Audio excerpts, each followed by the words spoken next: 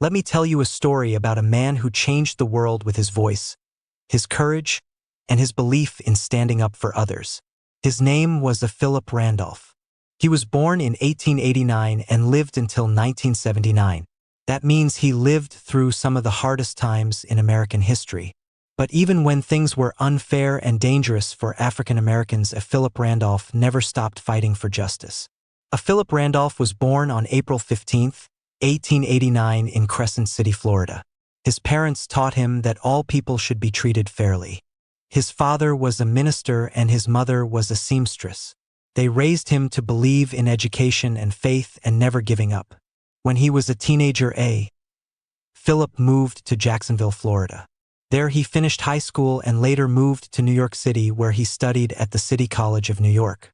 He loved to read and learn about the world. He also loved to speak. He had a strong voice and powerful words that made people listen. As he grew up, Philip Randolph saw how unfair things were for African Americans. Jobs paid less.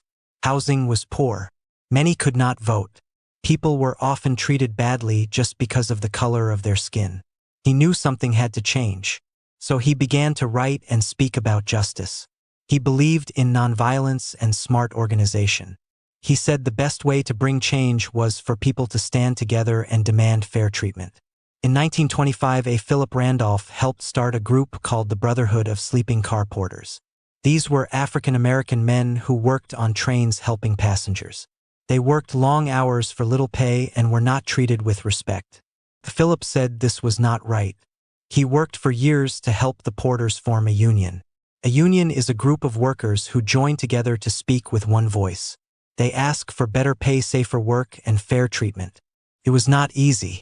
The company fought back and tried to stop them. But Philip Randolph did not give up. He kept organizing, speaking, and meeting with leaders. And in 1937, the union finally won. The Brotherhood of Sleeping Car Porters became the first African American union to be recognized by a major company. Winning with the porters was just the beginning. Winning with the porters was just the beginning.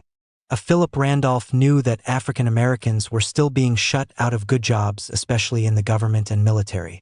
In 1941, when World War II was about to begin, he planned a huge protest march on Washington, D.C. He said they would bring thousands of people to demand that African Americans be given fair jobs in the defense industry. President Franklin D. Roosevelt did not want the protest to happen. So he made a deal. He signed Executive Order 8802, which said companies with government contracts could not discriminate by race. The march did not happen, but the jobs opened up. Philip Randolph had made a big change. During the war, African Americans were still being treated unfairly in the military. Philip Randolph and others spoke out again. He said if black men were being asked to fight and die for their country, they should be treated equally. He pushed President Harry Truman to do something.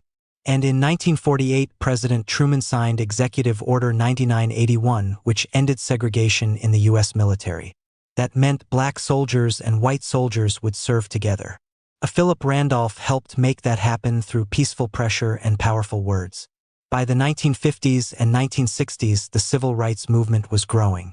Philip Randolph worked with younger leaders like Dr. Martin Luther King Jr.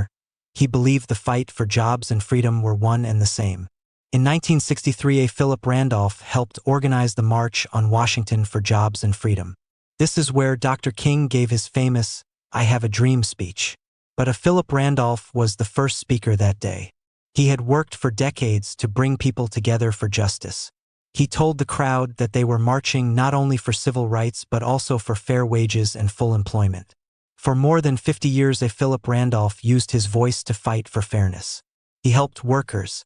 He helped soldiers. He helped students. He helped voters. He never used violence. He never shouted in anger.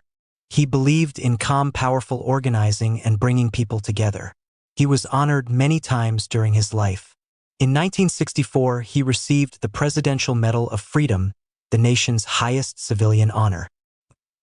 Philip Randolph passed away in 1979, but his legacy is everywhere. Today, workers have the right to form unions. The military is no longer segregated. Civil rights laws help protect people from unfair treatment. His name is on school streets and buildings.